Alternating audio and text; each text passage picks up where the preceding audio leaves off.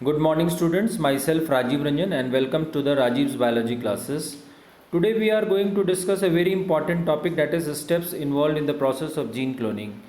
तो आज हम पढ़ेंगे कि जीन क्लोनिंग क्या होता है और जीन क्लोनिंग कैसे करते हैं। तो जीन की क्लोनिंग का मतलब क्या हुआ कि किसी स्पेसिफिक जीन की मल्टीपल कॉपीज़ तैयार करना।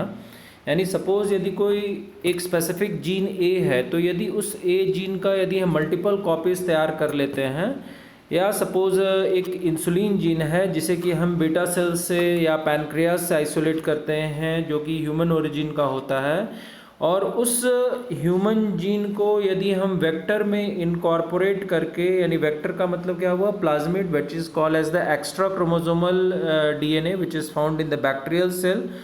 तो वेक्टर की मदद से यदि हम उस जीन की क्लोन तैयार कर ले, यानी उसकी मल्टीपल कॉपीज़ तैयार करें, तो उस प्रोसेस को हम लोग क्या बोलेंगे, जीन क्लोनिंग कहेंगे। यानी कि हमने किसी स्पेसिफिक जीन को मल्टीपल कॉपीज़ में तैयार किया और उसका ऑब्जेक्टिव क्या होता है, यानी जीन क्लोनिंग की ऑब्जेक्टिव क्या होगी कि वो जो स्पेसिफिक जीन जो है वो ट्रांसक्रिप्शन और ट्रांसलेशन करने के बाद क्या बनाएगा, एक स्पेसिफिक प्रोटीन बनाएगा। और हमारा इंटरेस्ट किस में है, हमारा इंटरेस्ट उस प्रोटीन में है।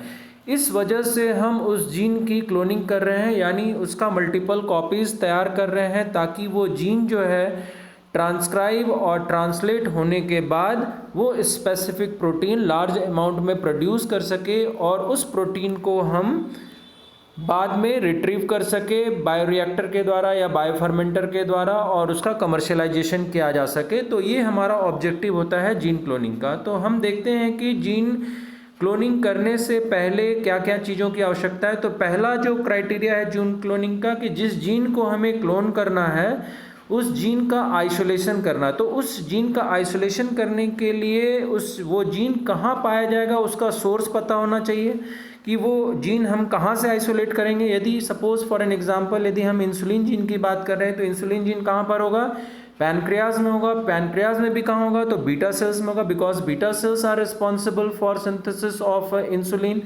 तो हम बीटा सेल्स से इंसुलिन जीन को आइसोलेट करेंगे और आइसोलेट करने के बाद उस डीएनए से उस फ्रैगमेंट को क्या करेंगे, कट करके वहाँ से निकालेंगे। तो उसको निकालने के लिए, कट करने के लिए हम कौन से एंजाइम का इस्तेमाल करते हैं, तो रिस्ट्रिक्शन एंडोन्यूक्लियस का इस्तेमाल किया जाता है।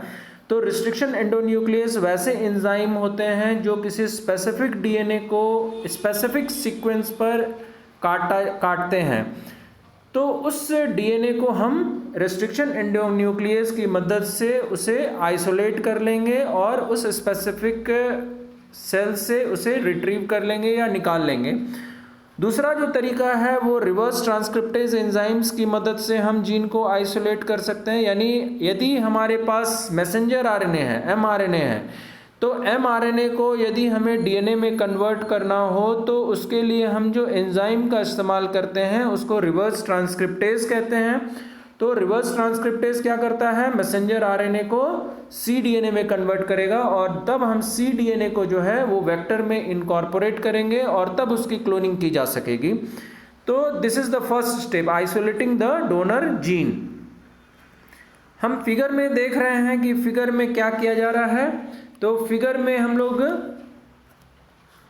एक सेल है, इस सेल से हम लोग क्या कर रहे हैं, सेल में डीएनए कहाँ मौजूद होगा, तो न्यूक्लियस में मौजूद होगा, और न्यूक्लियस से हम उस डीएनए स्पेसिफिक डीएनए फ्रैगमेंट को क्या कर रहे हैं, आइसोलेट कर रहे हैं।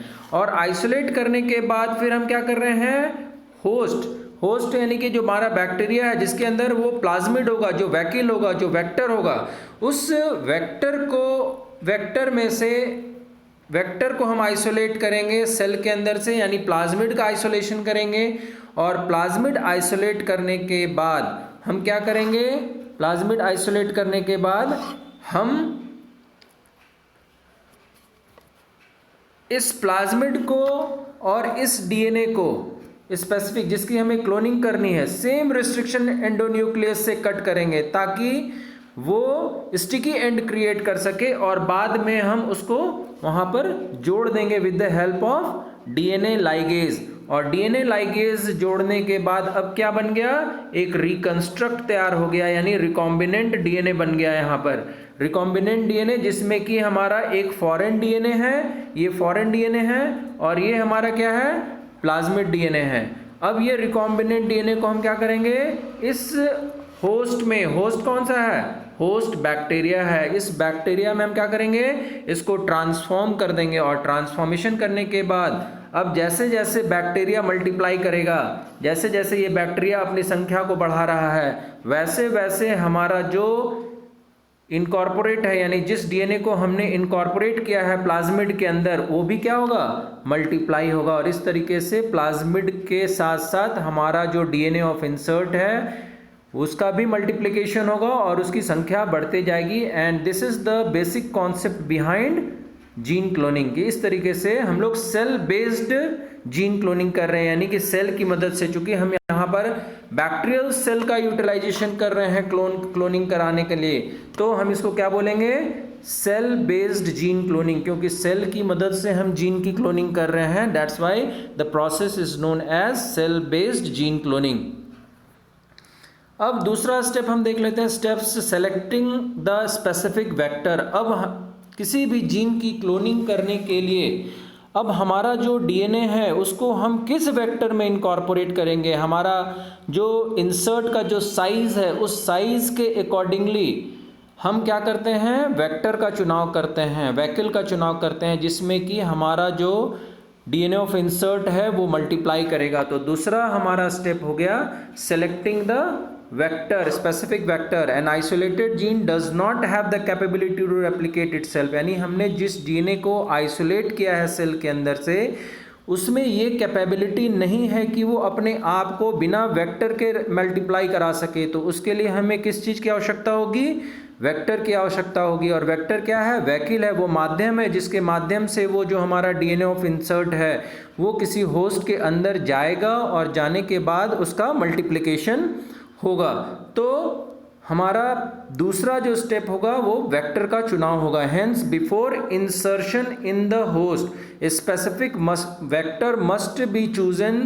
The main function of this vector is to help in the replication process, यानी इस वेक्टर का, इस वैक्यूल का मुख्य काम क्या है, उस स्पेसिफिक फ्रैगमेंट को, उस स्पेसिफिक डीएनए को क्या करना, इनकॉर्पोरेट कराना, यानी रिकॉम्बिनेंट डीएनए बनेगा। और उसके बाद हम उस रिकॉम्बिनेंट डीएनए को क्या करेंगे, ट्रांसफॉर्म करेंगे होस्ट के अंदर।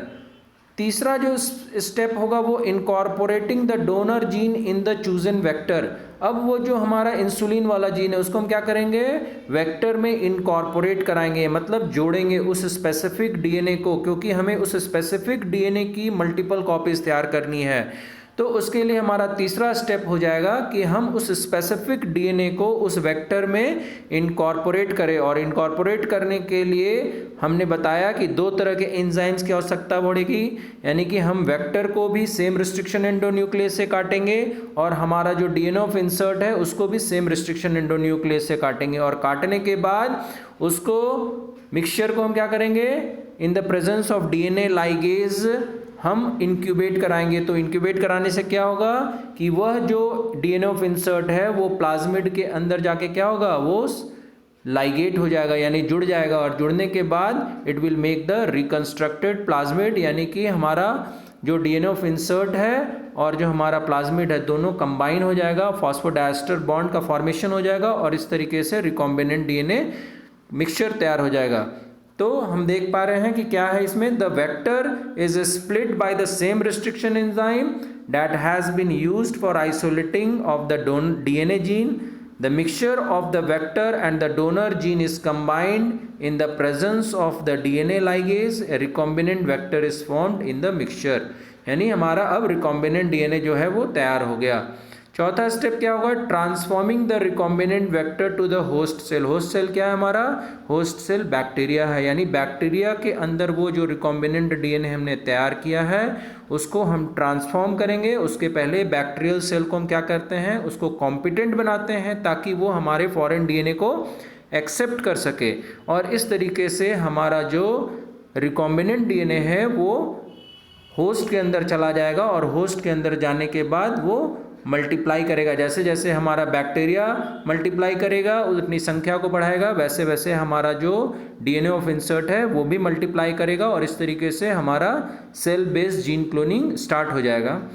नेक्स्ट क्या है, आइसोलेटिंग द रिकॉम्बिनेंट डीएनए। अब हमारा फिफ्थ पॉइंट जो है ये इम्पॉर्टेंट है कि हम कैसे सेलेक्ट करेंगे कि जो बैक्टीरिया के अंदर जो हमारा प्लाज्मिड मल्टीप्लाई का जो प्लाज्मिड हमारा जो डीएनए ऑफ इंसर्ट को कैरी कर रहा है वो डीएनए ऑफ इंसर्ट उसमें लाइगेट हुआ है या नहीं हुआ है। तो उसके लिए हम लोग क्या यूज़ करते हैं, हम लोग मार्कर का इस्तेमाल करते हैं, यानी प्लाज्मिड के अंदर कुछ स्पेसिफिक मार्कर होते हैं और वो मार्कर क्या होते हैं, एंटीबायोटिक रेजिस्टेंस जीन होते हैं। जैसे कि यदि हम इकोलाई का EcoR1 का एग्जाम्पल ले लें तो EcoR1 के अंतर्गत दो तरह के एंटीबायोटिक रेजिस्टेंस जीन होते हैं, एक एम्पिसिलिन रेजिस्टेंस जीन होता है और दूसरा टेट्रासाइक्लिन रेजिस्टेंस जीन होता है।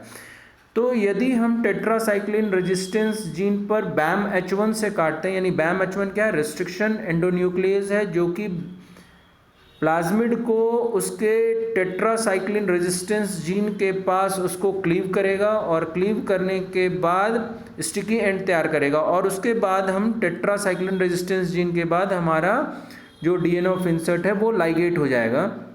तो लाइगेट होने की वजह से वो जो टेट्रासाइक्लिन रेजिस्टेंस वाला जो जीन है वो क्या हो जाएगा, इनएक्टिवेट हो जाएगा और उस प्रोसेस को हम लोग क्या कहते हैं, इंसर्शनल इनएक्टिवेशन कहते हैं। क्योंकि हमने अपना जो डीएनए ऑफ इंसर्ट है या जिसकी हमें क्लोनिंग करनी है उसको कहाँ पर लाइगेट कराया है, तो उसको लाइगेट हमने कराया है टेट्रासाइक्लिन रेजिस्टेंस जीन के पॉइंट पर। तो उसकी वजह से जो टेट्रासाइक्लिन जीन की जो प्रॉपर्टी थी वो क्या हो गई, इनएक्टिवेट हो गई because of the insertion of the foreign DNA. That's why the process is known as insertional inactivation.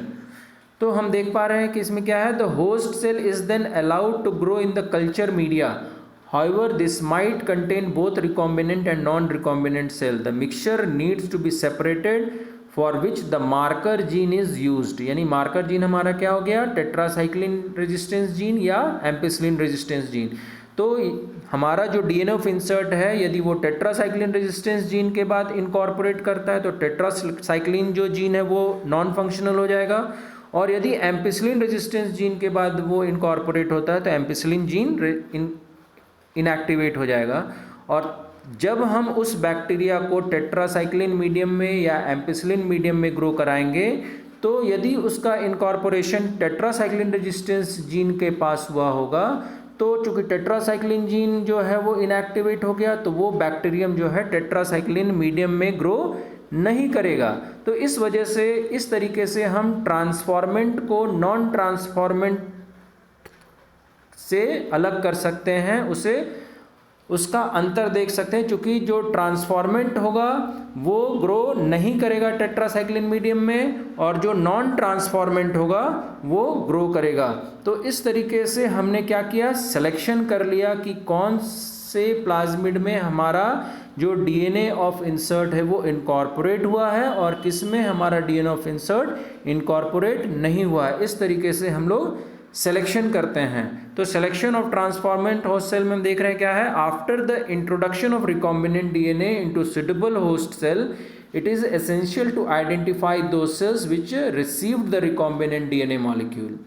तो यहाँ पर हम फिगर में देख पा रहे हैं कि फिगर में क्या है, ये एक प्लाज्मिड है।